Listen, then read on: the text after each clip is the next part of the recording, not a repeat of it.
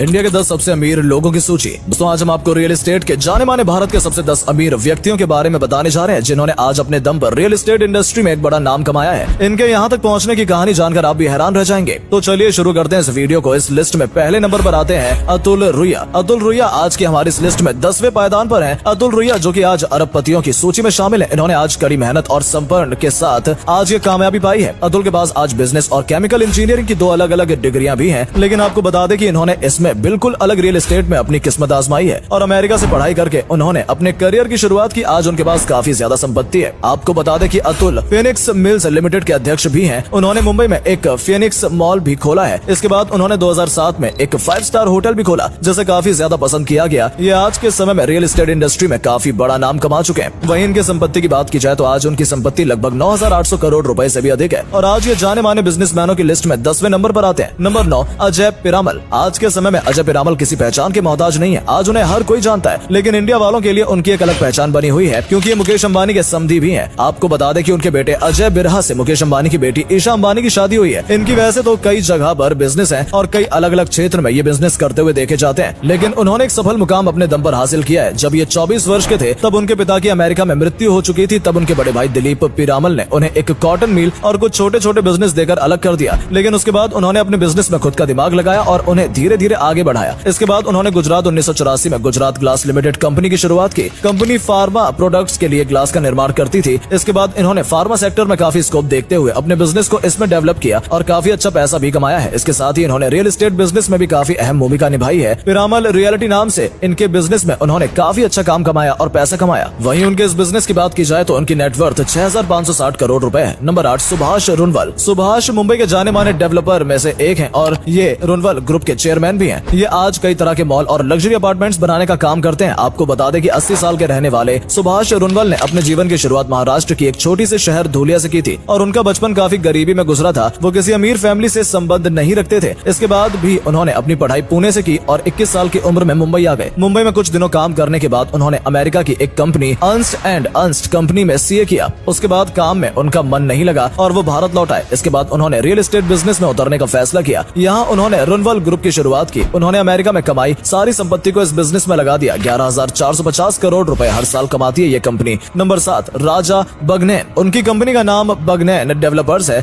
जिसकी शुरुआत उन्होंने 1998 में बेंगलोर में की थी। उनका पहला बड़ा प्रोजेक्ट बगमैन टेक पार्क है, जिसमें कई अलग अलग बिल्डिंग बनी हुई हैं, जिसके अंदर आपको HSBC, Boeing India private limited, Oracle और मोटोरोला जैसी कंपनियों के भी इनके अंदर ऑफिस हैं। इसके साथ ही इसमें शॉपिंग मॉल के साथ ही ये CCTV कैमरा और पावर बैंक जैसे फीचर्स से ये टेक पार्क बना हुआ है। ये Grohe Hurun Indian real estate list 2021 के अनुसार 16,730 करोड़ की कुल संपत्ति के साथ भारत के सबसे अमीर रियल एस्टेट टाइकून में से एक है। नंबर 6 विकास ओबरॉय। छठे नंबर पर हमारी इस लिस्ट में विकास ओबरॉय आते हैं, जो कि ओबरॉय रियलिटी के मालिक हैं। ये रियल एस्टेट इंडस्ट्री का एक जाना माना नाम है। इसके अलावा उनका एक बॉलीवुड कलेक्शन भी। आपको बता दें कि विकास ओबरॉय ने शाहरुख खान के साथ आई फिल्म स्वदेश की एक्ट्रेस गायत्री जोशी से 2005 में शादी की थी और शादी के बाद से ये दोनों हस्बैंड वाइफ अपना बिजनेस संभालते हैं। उन्होंने 1998 में अपनी कंपनी ओबरॉय रियलिटी को शुरू किया था। विकास कंपनी के चीफ मैनेजिंग डायरेक्टर भी हैं। इनकी कंपनी हर साल 15,770 करोड़ कमाती है और इस तरह से इस लिस्ट में ये छठे नंबर पर आते हैं। निरंजन हीरानंदनी। इस लिस्ट में अगला नाम आता है निरंजन हीरानंदनी का, जो कि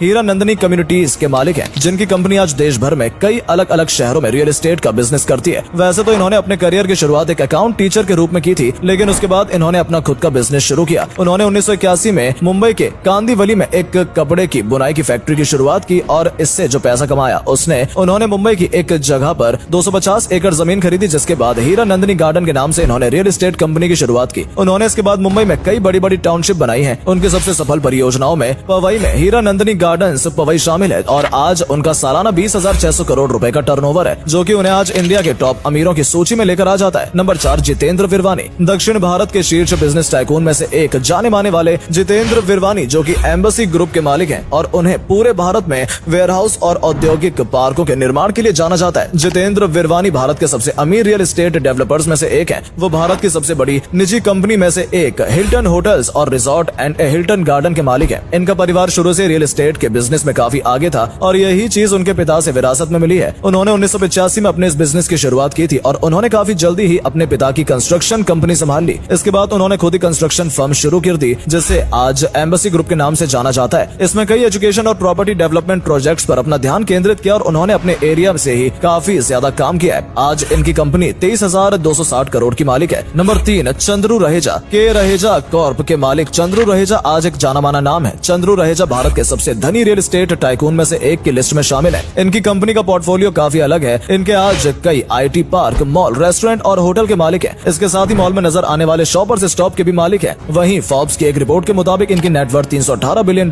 यानी कि 31,100 करोड़ रुपए। इनकी सालाना इनकम 26,260 करोड़ रुपए। के रहेजा कॉर्प अब उनके बेटों नील और रवि द्वारा चलाया जाता है और अब हाल ही में कंपनी ने mind space business parks RIT के तहत इन्होंने अपनी प्रॉपर्टी का बंटवारा किया है। नंबर 2, राजीव सिंह। DLF के मालिक भारत में सबसे अमीर रियल एस्टेट टाइकून की सूची में आते हैं और ये कई सालों तक इस लिस्ट में नंबर 1 पर बने रहे, लेकिन अब ये नंबर 3 पर आ गए हैं। राजीव सिंह के पिता KP सिंह अक्सर भारत में रियल एस्टेट टाइकून की सूची में रहे हैं और अभी भी DLF के अध्यक्ष हैं। KP सिंह को देश के सर्वोच्च नागरिक पुरस्कारों में से एक पद्म भूषण से भी नवाजा जा चुका है। वहीं Delhi land and finance DLF ने हाल ही में इंडियन प्रीमियर लीग IPL के आयोजन अधिकार हासिल करके क्रिकेट की दुनिया में कदम भी रखा है। आज ये कंपनी भारत की सबसे बड़ी रियल एस्टेट कंपनियों में से एक मानी जाती है। इसकी शुरुआत 1946 में हुई थी। दिल्ली के पंजाबी बाग में बना शिवाजी पार्क इस कंपनी का पहला प्रोजेक्ट था। इसके बाद इस कंपनी ने कई पार्क बनाए हैं जिसमें दिल्ली और मुंबई के कई बड़े बड़े पार्क शामिल हैं। आज इनके नेटवर्थ की बात करें तो 36,330 करोड़ रुपए है। नंबर 1, मंगल प्रभात लोधा। मंगल प्रभात लोधा आज एक बिजनेस टाइकून होने के साथ साथ एक सक्सेसफुल पॉलिटिशियन भी रह चुके हैं। वो वर्तमान में महाराष्ट्र गवर्नमेंट में मिलिट्री ऑफ टूरिज्म और ministry of skill development and entrepreneurship संभालते हैं। उन्होंने राजस्थान की जोधपुर यूनिवर्सिटी से ग्रेजुएशन किया और शुरुआत एक वकील के तौर पर की थी। इसके बाद उन्होंने मुंबई आकर लोधा ग्रुप की शुरुआत की। उन्होंने कई लग्जरी